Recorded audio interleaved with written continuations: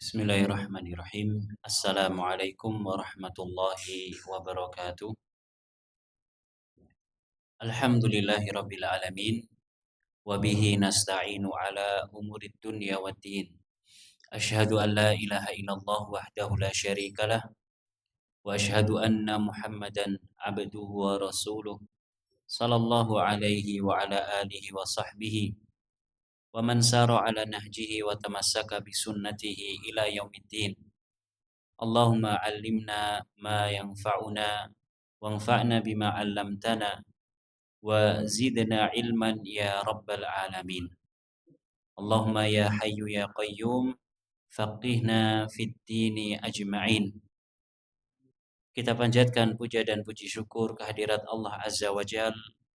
Salawat dan salam semoga senantiasa tercurahkan kepada baginda kita, uswah hasanah kita, Nabi Agung Muhammad sallallahu alaihi wasallam, kepada keluarga beliau, para sahabatnya, serta segenap umat yang senantiasa setia mengikuti jalan hidup beliau dengan baik dan benar.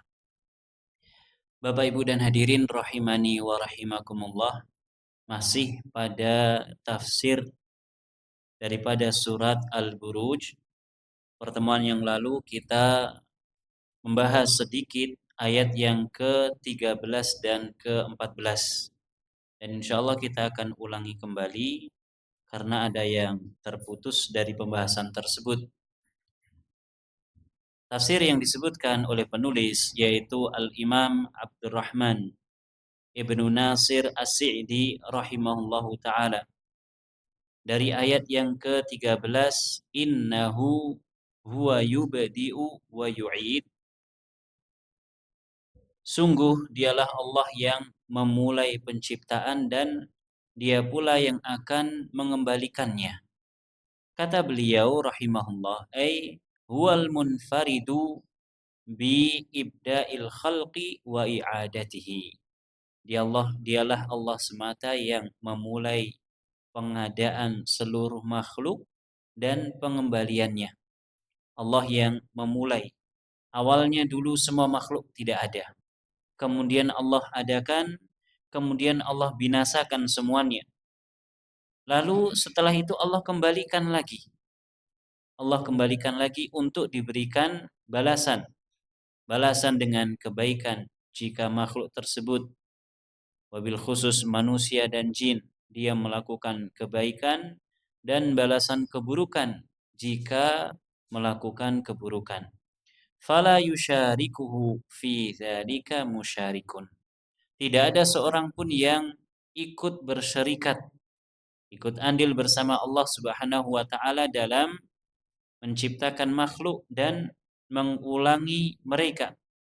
Ya, mengulang kembali kehidupan mereka untuk yang berikutnya setelah mereka ditiadakan oleh Allah Subhanahu wa taala. Tidak ada seorang makhluk pun yang ikut andil dalam hal tersebut. Baik itu malaikat yang terdekat dengan Allah Subhanahu wa taala, Jibril alaihissalam, ataupun nabi yang terdekat dengan Allah Subhanahu wa taala, Muhammad sallallahu alaihi wasallam. Semuanya tidak ada yang membantu Allah Subhanahu wa taala. Allah Maha Esa, Allah bersendirian di dalam menciptakan seluruh makhluk, mematikannya dan mengembalikan hidup untuk diberikan balasan berupa kebaikan ataupun hukuman. Ayat yang ke-14, wa huwal ghafurul wadud. dan dialah Allah yang Maha Pengampun, Maha Pengasih. Al-Ghafur, Maha Pengampun. Al-Wadud, Maha Penyayang, Maha Mencintai.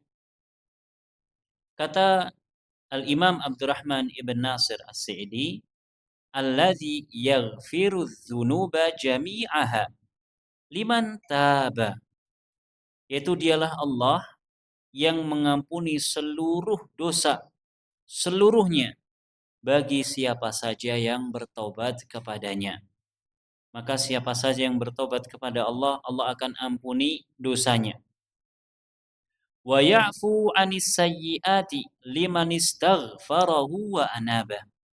Dan Allah memaafkan seluruh keburukan-keburukan sayyiat bagi siapa saja yang memohon ampun, beristighfar, wa anaba, dan kembali kepada Allah Subhanahu wa taala. Apa bedanya dzunub dengan sayyiat? Dzunub yang biasa diterjemahkan dengan dosa-dosa dan sayyiat kesalahan-kesalahan. Dua kalimat ini jika disebutkan dalam satu susunan atau dua kata ini kalau disebutkan dalam satu susunan kalimat, maka dzunub yang dimaksudkan adalah dosa-dosa besar. Allah Subhanahu wa taala yaghfiru dzunuba jami'aha.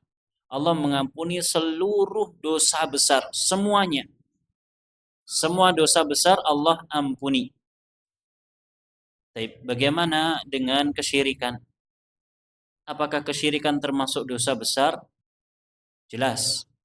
Kesyirikan adalah dosa besar yang paling besar. Orang kita menyebut dengan kemusyrikan. Menyekutukan Allah Subhanahu wa taala, beribadah kepada selain Allah Subhanahu wa taala, mengagungkan selain Allah Subhanahu wa taala. Kemusyrikan adalah dosa besar yang paling besar. Namun kalau pelakunya bertobat dari kemusyrikan, kesyirikan yang dia lakukan, Allah ampuni atau tidak? Allah ampuni atau tidak? Allah ampuni.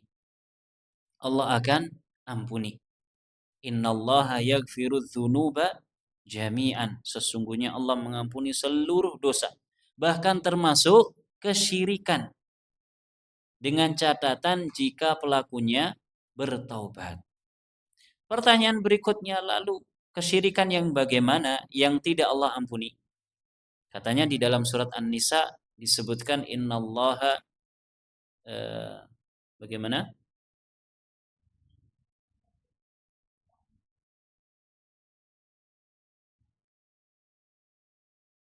Innallaha la yaghfiru ayyushraka bihi wa yaghfiru ma duna dzalika liman yasha. Allah tidak mengampuni dosa kesyirikan dan Allah mengampuni dosa selain kesyirikan bagi siapa saja yang Allah kehendaki. Terus bagaimana dong? Katanya tadi kesyirikan diampuni, kok di sini tidak diampuni? Iya. Kesyirikan dosanya tidak diampuni jika pelakunya meninggal dalam keadaan masih bertahan di atas akidah kesyirikan tersebut. Meskipun mungkin ketika ruhnya dicabut, dia tidak sedang misalkan menyembah berhala, mengagungkan sesuatu, ngasih sesaji kepada ya pohon tertentu, batu tertentu, jin tertentu. Meskipun ketika mati dia di atas kasur.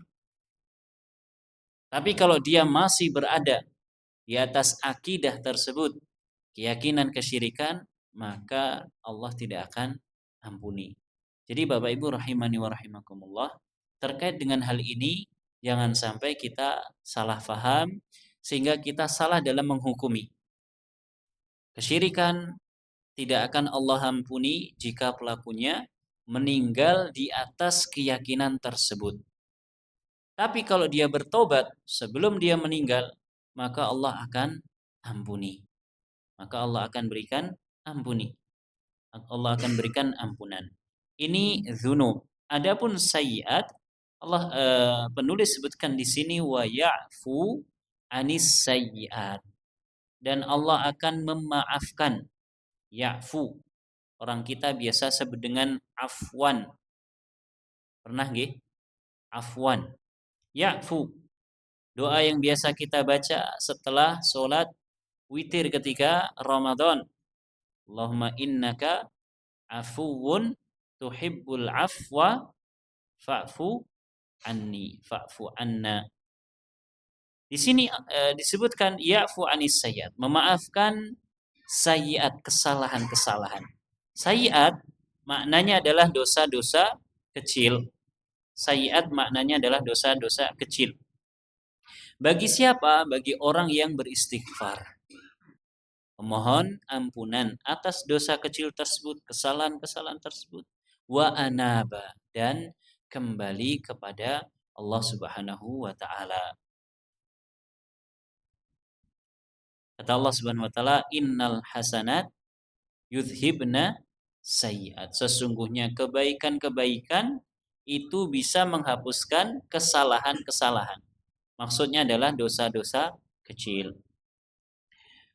Wa huwal ghafurul wadud. Al-wadud allazi yuhibbu ahbabahu mahabbatan la yushbihuha syai'un. Ini mengulang penjelasan pertemuan yang lalu.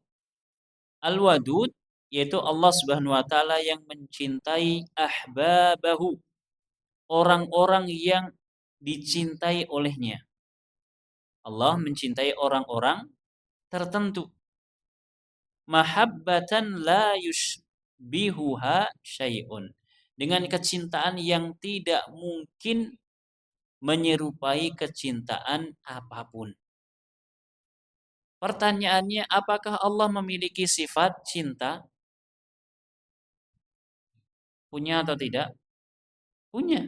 Nah ini buktinya. Allah memiliki nama Al-Wadud. Al-Wadud itu artinya adalah yang maha mencintai. Yang maha mencintai.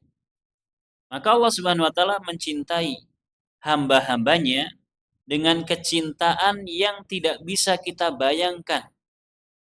Beda cinta Allah Subhanahu wa taala kepada hambanya dan cinta hambanya kepada Allah Subhanahu wa taala. Fakama annahu la yushabihuhu syai'un fi sifatil jalali wal jamali wal ma'ani wal af'al. Famahabbatuhu fi qulubi khawasi khalqihi at-tabi'ati lidzalika la yushbihuha syai'un min anwa'il mahab. Maka sebagaimana Allah Subhanahu wa taala tidak ada sesuatu pun yang menyerupai Allah, baik dalam sifat-sifat kemuliaan yang Allah miliki, sifat-sifat keindahan yang Allah miliki, perbuatan-perbuatan Allah Subhanahu wa taala. Apakah sama? Ya, sifat kita dengan sifat Allah tidak sama. Kita sebutkan sifat Allah tertentu yang ada di dalam Al-Qur'an atau di dalam hadis. Seperti yang sering kita singgung, misalkan Allah memiliki sifat wajah. Allah memiliki wajah. Apakah wajah Allah sama dengan wajah kita? Tidak. Tidak. Tidak sama dengan wajah kita. Wajah manusia. Jangankan antara kita dengan Allah Subhanahu wa taala. Sesama manusia saja wajahnya berbeda. Apakah mau wajah kita disamakan dengan orang-orang, misalkan orang-orang yang berasal dari belahan bumi tertentu? Tidak mau. Dan tidak mungkin kita mengatakan wajahnya sama, enggak sama. Apalagi Allah Subhanahu wa taala. Demikian pula perbuatan-perbuatan Allah Subhanahu wa taala tidak sama dengan perbuatan kita. Meskipun mungkin namanya sama. Allah mencintai. Kita pun juga bisa mencintai. Apakah cinta kita sama? Tidak. Saya mencintai istri saya. Pak Fulan juga mencintai istrinya. Apakah cinta saya ke istri saya sama dengan cintanya Pak Fulan kepada istrinya? Tidak sama. Ini sesama makhluk yang namanya sama-sama manusia, suami ke istri. Apalagi antara makhluk dengan Allah Subhanahu wa taala tentu berbeda. Tentu berbeda. Nama boleh sama tetapi hakikatnya berbeda. Lalu bagaimana hakikat sifat Allah, bagaimana hakikat perbuatan Allah, kita katakan Allahu a'lam. Hakikatnya Allah yang tahu. Kita sebagai makhluk hanya diberi informasi tentang sifatnya. Tentang sifatnya. Adapun hakikatnya Allah yang maha tahu. Maka sebagaimana sifat Allah, kemudian perbuatan Allah tidak sama, tidak ada yang menyamai, maka demikian pula famahabbatuhu fi qulubi khawasi khalqihi. Kecintaan Allah Subhanahu wa taala atau kecintaan terhadap Allah, kepada Allah Subhanahu wa taala yang ada dalam hati orang-orang khusus yang mencintainya. Atau kecintaan Allah Subhanahu wa taala kepada orang-orang khusus dari kalangan makhluknya, maka tidak sama. La yushbihuha syai'un min anwa'i al-mahab. Tidak ada yang menyamai dengan model dan jenis cinta siapapun.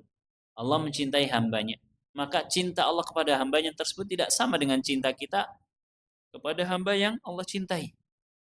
Contoh sederhana, Allah mencintai Nabi Muhammad sallallahu alaihi wasallam, makhluk yang paling mulia, yang paling dekat kedudukannya di sisi Allah Subhanahu wa taala. Apakah sama cinta Allah kepada beliau sallallahu alaihi wasallam dengan cinta kita kepada beliau? Tidak sama.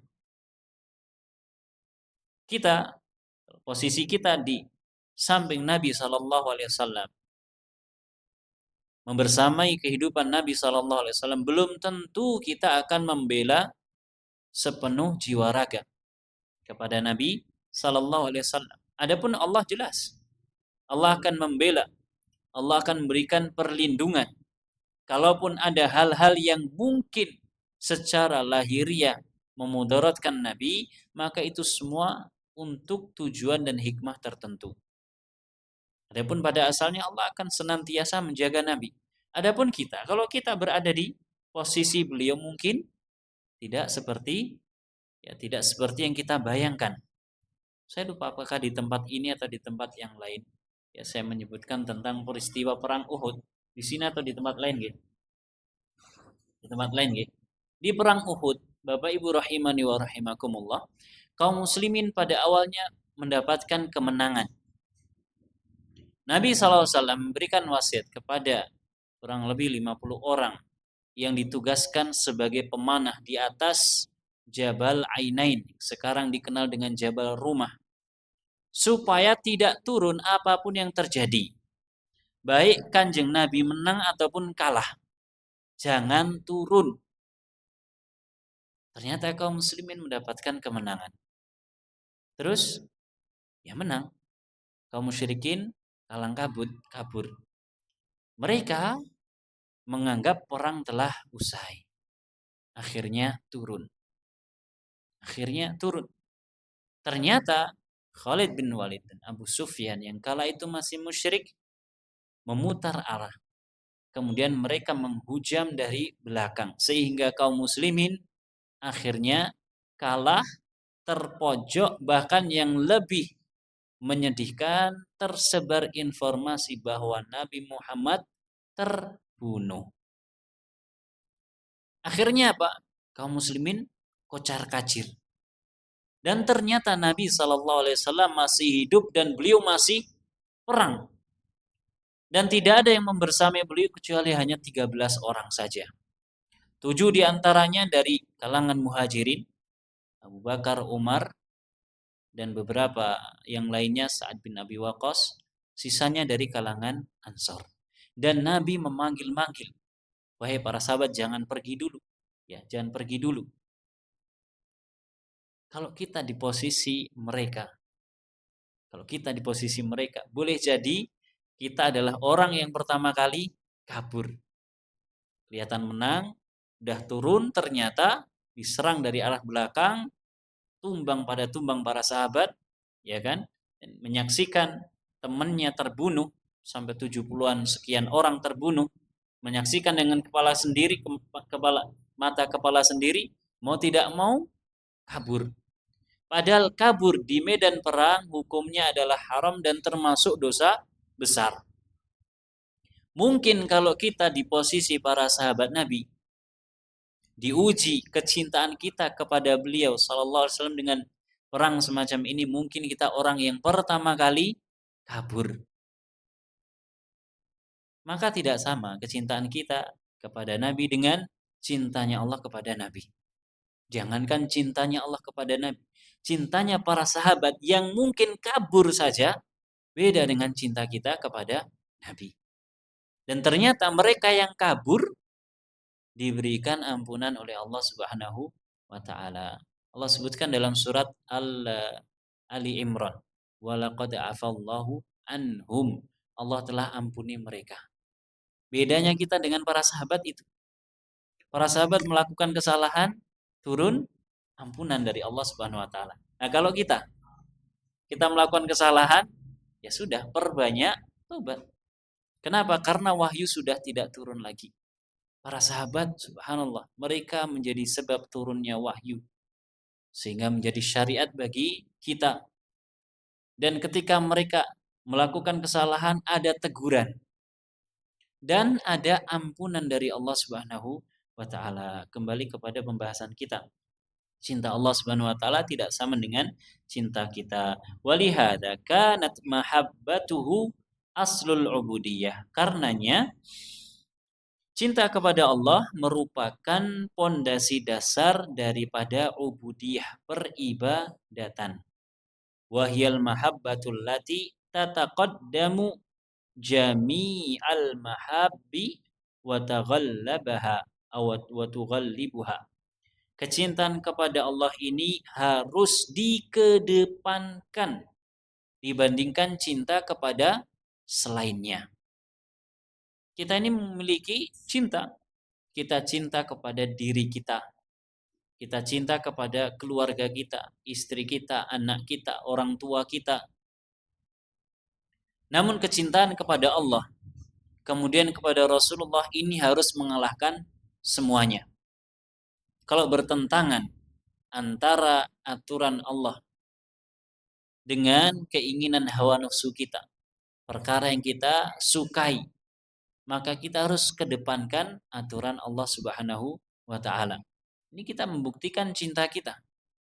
Kalau kita memang betul-betul cinta kepada Allah, cinta kepada Rasulullah, maka semuanya harus dikalahkan. Namun demikian, hal tersebut tidak menafikan bolehnya kita mencintai makhluk-makhluk yang ada di sekitar kita. Artinya apa? Orang yang cinta kepada Allah, bisa nggak dia mencintai istri dan anaknya? Bisa. Dan bahkan dia bisa mencintai istri dan anaknya karena Allah Subhanahu wa taala. Yang mendasari cinta dia kepada istri dan anak-anaknya, kepada kerabatnya adalah karena Allah Subhanahu wa taala. Sehingga apa? Sehingga cinta yang ada di antara mereka ini sesama makhluk menjadi atau bernilai ibadah di sisi Allah Subhanahu wa taala. Maka beda orang yang mencintai karena Allah dan orang yang mencintai hanya karena hawa nafsunya. Senang ora karo bojomu ya seneng. Lah ngomong seneng bojoku ayu. Bukan karena Allah Subhanahu wa taala. Bukan karena Allah Subhanahu wa taala. Betapa banyak rumah tangga yang Allah jaga disebabkan karena apa? Cinta kepada Allah Subhanahu wa taala. Awalnya, asal muasalnya mereka tidak saling suka. Terpaksa dirabek ke dijodoh ke, kemudian nikah. Kemudian terjalinlah ya hubungan. Tumbuhlah rasa cinta karena Allah Subhanahu wa taala. Maka Allah jaga. Dan betapa banyak cinta yang didasari hanya karena syahwat saja. Karena perkara-perkara duniawi saja. Kemudian kandas. Kenapa? Karena tidak dibangun di atas kecintaan kepada Allah Subhanahu wa taala. Dan Imam Ibnul Qayyim dalam masalah-masalah seperti ini banyak sekali memberikan andil dalam tulisan-tulisan beliau. Wa illam takun ghairuha tab'an laha kanat azaban ala ahliha. Nah ini, jika cinta kepada selain Allah itu tidak mengikuti atau tidak karena cinta kepada Allah, tidak didasari cinta kepada Allah, maka justru akan menjadi azab. Suami istri, perempuannya mau dinikahi kenapa? Karena suaminya kaya. Suaminya kenapa mau menikahi? Karena cantik. Maka hubungan tersebut, pernikahan tersebut tidak dibangun karena cinta, apalagi cinta karena Allah. Hanya karena sugih dan ayu. Tidak akan bertahan lama. Ilang ayune, lanange kon tinti. Yang perempuan, ya ilang sugih, ya sudah. Coba kalau didasari karena Allah Subhanahu wa taala, kecintaan karena Allah Subhanahu wa taala. Suaminya mungkin ya gagal dalam usahanya, istrinya nguat-nguati. Istrinya berubah, misalkan fisiknya berubah, maka suaminya pun tetap setia. Kenapa? Karena didasari karena Allah Subhanahu wa taala. Maka kecintaan yang dibangun bukan karena Allah justru akan menjadi azab. Wa huwa ta'ala al-wadudul wadu li ahbabihi. Maka Allah Subhanahu wa taala dialah al-wadud, Tuhan yang Maha mencintai, yang mencintai orang-orang yang Dia cintai. Kama qala ta'ala yuhibbuhum wa yuhibbunah. Allah mencintai mereka, orang-orang khusus yang Allah sebutkan, di antaranya adalah para sahabat dan kaum mukminin, wa yuhibbunah, dan mereka pun sebaliknya juga mencintai Allah Subhanahu wa taala. Wal mawaddatu hiyal mahabbatus safiyah. Dan arti dari kalimat mawaddah, di mana dari kalimat mawaddah ini muncul al-wadud, kata al-wadud maknanya adalah al-mahabbah as-safiyah, kecintaan yang murni. Dalam bahasa Arab, Bapak Ibu rahimani wa rahimakumullah, kalimat cinta itu diibaratkan 7 atau 13 model, saya lupa. Di antaranya adalah mawaddah, kemudian mahabbah, kemudian khullah. Khullah itu kalau kita pernah mendengar istilah al-khalil, al-khalil, khalilullah, maka itu adalah puncak daripada kecintaan, al-khullah.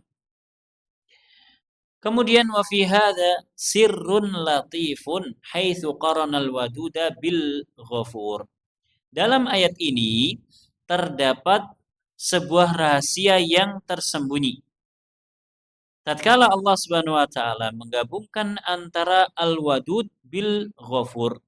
Nama Allah Al-Wadud, Asmaul Husna yaitu Al-Wadud dan Al-Ghafur.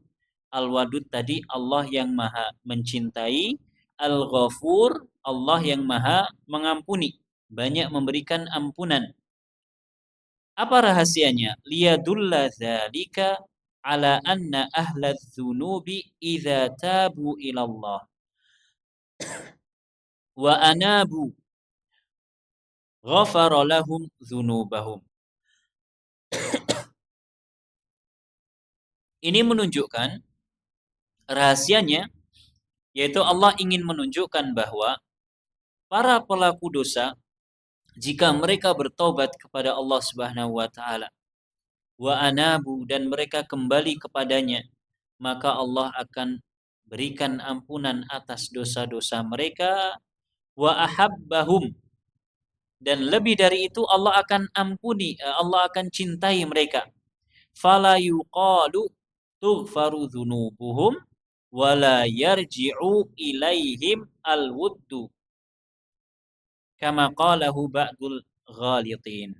Sehingga tidak akan ada orang yang mengatakan ya dosanya sudah diampuni tapi Allah biarkan, Allah tidak kembalikan kecintaan kepada mereka. Seperti kita, ketika kita disakiti sama orang lain, kita sakit hati. Kemudian Allah takdirkan hati kita terbuka. Lalu kita bisa memaafkan. Dulunya Masya Allah koncoplek, dolan bareng, mancing bareng, plesir bareng, motoran kemana-mana. Kemudian tersakiti. Setelah itu terjadi ya perselisihan, kemudian pisah. Setelah sekian lama kemudian ketemu, kemudian ternyata sudah sama-sama berumur. Yang satu alhamdulillah sudah sering ikut pengajian, tahu bahwasanya memaafkan itu luar biasa. Pahalanya di sisi Allah Subhanahu wa taala sebagaimana Allah sebutkan dalam surat An-Nur. Kemudian dia katakan, "Wis tak ngapura insyaallah. Tapi aku moh nyawang raini." Pernah atau tidak mendengar orang semacam itu? Pernah? Allah Subhanahu wa taala tidak demikian. Kita makhluk ya seperti itu. Mungkin kita memaafkan, tapi untuk kembali kita bisa mesra lagi dengan kawan kita tersebut belum tentu. Allah Subhanahu wa taala ampuni dosa para pendosa. Lebih dari itu, Allah kembalikan rasa cintanya kepada para pendosa yang telah bertobat tersebut. Ini bedanya kita dengan Allah Subhanahu wa taala. Subhanallah. Sebagaimana hal ini disangka oleh orang-orang yang salah dalam menyangka. Ya, ada orang yang salah sangka. Oh, Allah ampuni tapi Allah sudah nggak mau melihat lagi. Tidak. Allah kalau sudah ampuni ya sudah akan kembali seperti semula. Balillahu afrahu bitaubati abdihi hina yatubu min rajulin ala rahilatihi alaiha ta'amuhu wa syarabuhu wa ma yuslihuhu. Bahkan lebih dari itu, Bapak Ibu rahimani wa rahimakumullah, Allah lebih bahagia. Sekali lagi kalau disebutkan tentang sifat atau perbuatan Allah, kita nggak bisa bayangkan, ya kan? Hanya saja afrah maknanya adalah lebih bahagia dibandingkan dengan Allah lebih bahagia dengan seorang yang bertobat, satu orang saja yang bertobat, ketika dia mau bertobat dibandingkan dengan orang yang dia memiliki hewan tunggangan.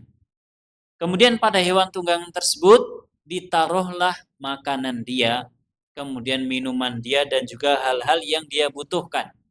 Dia sedang safar, kemudian tahu kan orang zaman dahulu kalau safar apalagi di padang pasir, ya kan dia bawa makanan, kemudian bawa bekal air, hal-hal yang lainnya, pisau, pakaian ganti dan seterusnya ditaruh satu hewan khusus.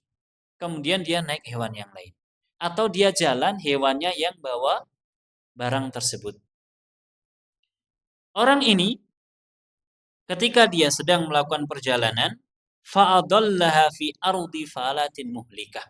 Ternyata hewan tersebut lepas di tempat terbuka yang muhlikah, yang mematikan. Mungkin kita di tanah air tidak bisa membayangkan. Kalau kita di ya tanah yang berpadang pasir, kita bisa bayangkan. Orang kalau di tengah padang pasir, gak ada tumbuhan sama sekali, itu namanya ardun muhlikah. Bumi yang membinasakan. Kalau kita di situ tanpa perbekalan, gak ada air, gak ada makanan, sudah alamat. Tinggal nunggu malaikat maut menjemput. Maka orang ini fa'aisa minha, dia putus asa dari hewan tersebut. Wis koyoke ra mungkin balik malih. Fattaja'a fi dhilli syajaratin yantadhirul maut. Maka dia bersandar, berteduh di naungan sebuah pohon sembari menunggu al-maut. Napa al-maut? Kematian. Fabainama huwa ala tilkal hal. Tatkala dia ya sedang berbaring dalam keadaan tersebut, idza rahilatuhu ala ra'si. Tiba-tiba hewan tersebut berada di atasnya. Ya dia kita bayangkan dia sedang terlentang, tiba-tiba ontanya datang bawa barang-barang yang telah dia butuhkan tersebut. Fallahu fa'akhadha bi khitamiha. Lantas dia segera mengambil tali kekang ya hewannya tadi. Maka Allah Subhanahu wa taala fallahu a'zamu farahan bi taubatil abdi min hadza bi rahilatihi. Allah Subhanahu wa taala lebih bahagia dengan taubat Allah Subhanahu wa taala lebih bahagia terhadap taubat dari seorang hambanya dibandingkan orang yang keadaannya semacam ini. Bayangkan saja, ya anak muda muncak, ya gunungnya nggak ada tumbuh-tumbuhan misalkan sampai atas, kemudian ada badai segala macam, semua barangnya keterpa sama angin. Bekalnya semuanya keterpa angin, nyemplung ke jurang. Dia sendiri. Kira-kira gimana? Ya, kalau bisa turun, kalau tidak bisa turun ya menunggu kematian saja. Ya, kalau kita bayangkan di tempat kita mungkin masih banyak pohon. Di daerah-daerah tertentu yang di puncak sudah tidak ada pohon, ya sudah alamat. Ternyata ada yang membawakan perbekalannya tersebut. Maka bagaimana bahagianya luar biasa. Ya sangat sangat bahagia. Atau nelayan yang ya mencari ikan berangkat kemudian misalkan kapalnya atau perahunya tenggelam. Dia hanya bisa mengapung di bongkahan kayu saja. Ternyata ada kapal kosong yang datang. Betapa bahagianya ya, keadaan orang semacam itu. Maka Allah Subhanahu wa taala lebih bahagia dibandingkan orang yang seperti ini keadaannya. Fallahu a'zamu farahan bi taubatil 'abdi min hadza bi rahilatihi. Allah lebih bahagia terhadap taubat seseorang dibandingkan orang yang semacam ini. Wa hadza a'zamu farahin yuqaddar. Dan ini merupakan kebahagiaan yang mungkin bisa dibayangkan. Sudah putus asa dari kehidupan. Ya mungkin di antara kita memiliki kondisi-kondisi tertentu yang darurat, kemudian Allah datangkan pertolongan dengan arah yang tidak kita sangka. Betapa bahagianya kita. Betapa bahagianya kita. Ya malam-malam misalkan lewat alas kemudian motornya mogok, nyurung sambil gerimis sambil hujan, gelap, nggak ada orang sama sekali yang lewat. Tiba-tiba ada yang datang kemudian bantu. Datang tok lewat bablas ya, sama saja. Datang bantu, betapa bahagianya kita. Allah Subhanahu wa taala lebih bahagia dengan sebab taubatnya seseorang dibandingkan seluruh kebahagiaan yang mungkin dirasakan oleh seseorang. Fa lillahil hamdu was sana'u wasaful wasaful al-wadad atau al-wudad ma a'zama birrahu wa aktsara khairahu wa aghraza wa aghzara ihsanahu wa ausa'a imtinanahu. Maka segala puji bagi Allah Subhanahu wa taala. Dialah Allah yang ya mensifati dirinya dengan al-wud, kecintaan. Kemudian Allah memberikan ampunan yang luar biasa, kebaikan dan luasnya anugerah Allah Subhanahu wa taala. Ayat yang berikutnya, ayat yang ke-15. Dzul Arsyil Majid. Dialah Allah Subhanahu wa taala sang pemilik Al-Arsy Al-Majid. Dzul Arsyil Majid, di sini Al-Majid dibaca dengan Al-Majidu dan Al-Majidi dan masing-masing memiliki makna yang berbeda. Dzul Arsyil Majid, dialah Allah yang memiliki atau sang pemilik Al-Arsy yang Majid. Ai sahibul Arsyil Azim, yang memiliki arsy yang sangat agung. Arsy, Bapak Ibu rahimani wa rahimakumullah, adalah makhluk yang paling besar. Kalau dulu kita kecil ditanya, makhluk apa yang paling besar yang pernah kamu lihat? Jawabannya paling napa? Gajah. Makhluk itu enggak harus hewan, Duk, Le. Gajah yang paling besar. Ada gunung yang lebih besar dari gajah, ada masjid yang lebih besar dari gajah. Cuman itu yang bisa dibayangkan oleh seorang anak. Tapi ternyata makhluk yang paling besar yang Allah ciptakan adalah Al-Arsy. Sebagaimana yang pernah kita bahas. Dan di sini ada penjelasan lebih lanjut. Alladzi min 'azamatihi annahu wasi'as samawati wal arda wal kursi. Yang mana merupakan bentuk keagungan arsy. Arsy ini luasnya lebih luas dibandingkan langit dan bumi serta kursi. Kita pernah sebutkan kursi, arsy, langit dan bumi. Kursi itu adalah maudhi'u qadamai ar-Rahman, tempat kakinya Allah Subhanahu wa taala. Sebagaimana yang disebutkan oleh Nabi sallallahu alaihi wasallam. Adapun arsy adalah singgasana Allah. Pertanyaannya, kalau Allah punya singgasana, berarti Allah ini enggak lebih gede daripada arsy. Maka ini pertanyaan yang salah. Kenapa? Karena melazimkan jawaban yang salah. Tidak mungkin kita bisa bayangkan tentang Allah Subhanahu wa taala. Meskipun Allah sebutkan bahwasanya arsy adalah singgasananya. Terserah Allah, Allah mau memiliki singgasana yang dinamakan arsy. Kemudian Allah mau menempati atau tidak itu terserah Allah Subhanahu wa taala. Yang jelas arsy adalah makhluk Allah yang paling besar. Adapun kursi secara jelas Nabi menyebutkan adalah tempat kaki Allah Subhanahu wa taala. Kemudian kita bayangkan kaki Allah berarti sebesar kursinya. Ya tentu tidak.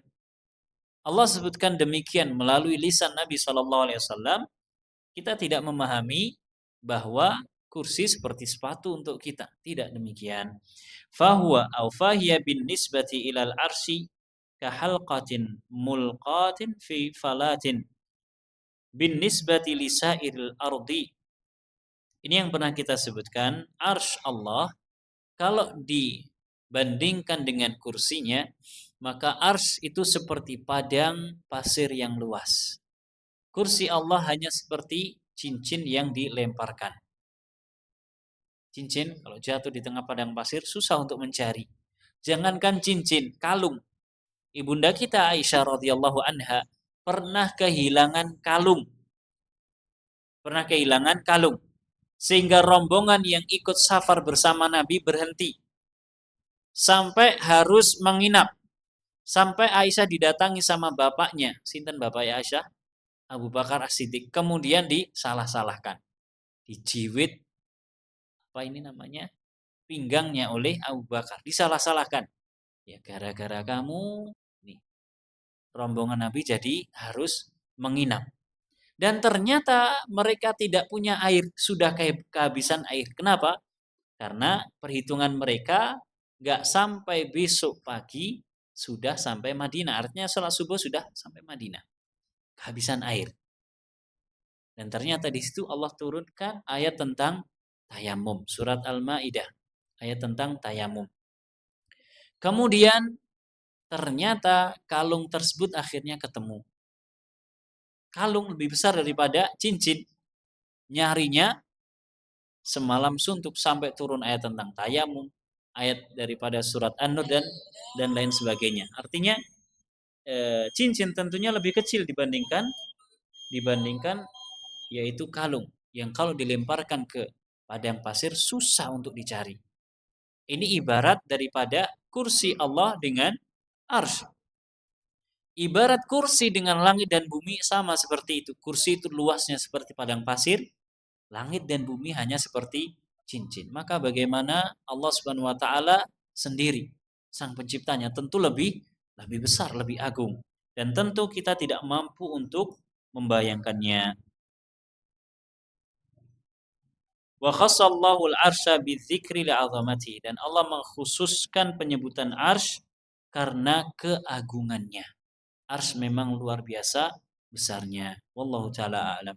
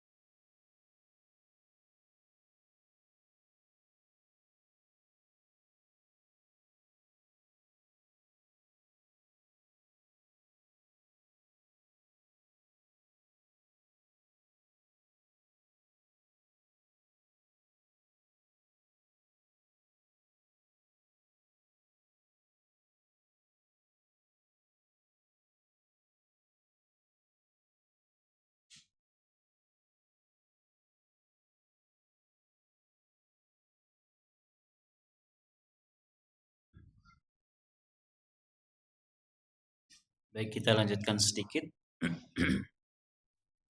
Allah Subhanahu wa taala khususkan penyebutan arsy di sini karena memang arsy memiliki keagungan yang luar biasa.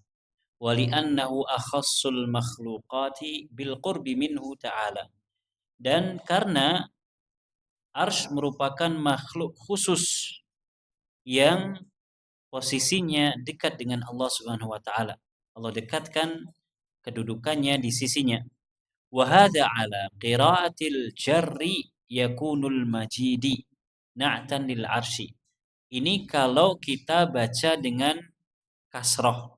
Jadi tadi dzul arsyil majidi. Kalau al-majid itu di kasroh, maka dia adalah sifat untuk arsy. Jadi yang agung adalah arsy-nya dalam ayat ini. Wa amma ala qiraati ar-raf'i fa innahu yakunu na'tan lillah. Adapun kalau kita membacanya dzul arsyil majidu, maka yang memiliki sifat al-majid adalah Allah Subhanahu wa taala. Dan memang al-majid adalah salah satu nama Allah Subhanahu wa taala. Ya, jadi al-majid di sini bisa dijadikan sebagai sifat untuk Allah ataupun untuk arsy-nya. Karena memang arsy memiliki ya kedudukan yang luar biasa di sisi Allah Subhanahu wa taala dan dia adalah salah satu makhluk Allah yang agung. Wal majdu sa'atul awsafi wa 'azamatuha. Dan al majdu atau al majid itu sendiri maknanya adalah luasnya sifat-sifat dan juga agungnya sifat-sifat yang dimiliki. Jadi Allah Al-Majid berarti Allah memiliki sifat yang agung, sifat yang luar biasa. Kalaupun kita sifatkan untuk arsy, maka arsyul majid berarti arsy yang agung, yang luar biasa. Wallahu taala a'lamu bishawab. Bapak Ibu dan hadirin rahimani wa rahimakumullah, ini yang bisa kita baca. Mudah-mudahan bermanfaat. Wallahu taala a'lam. Kita cukupkan dengan membaca doa kafaratul majlis. Subhanakallahumma wa bihamdika asyhadu an la ilaha illa anta astaghfiruka wa atubu ilaik. Wa sallallahu ala nabiyyina Muhammad wa ala alihi wa sahbihi wa sallama tasliman katsira. Wassalamualaikum warahmatullahi wabarakatuh.